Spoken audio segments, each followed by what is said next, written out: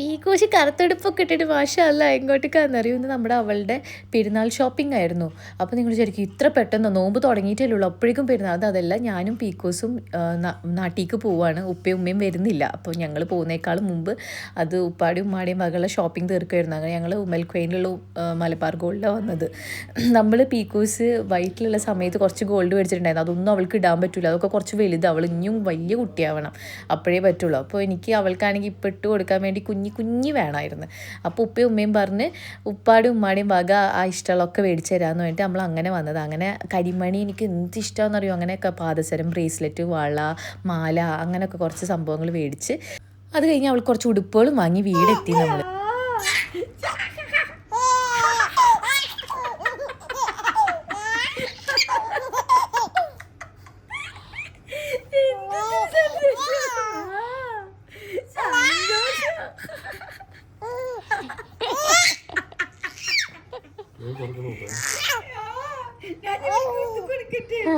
ഞാൻ ഫുഡ് വെച്ചിട്ട് വരാനൊക്കെ അല്ല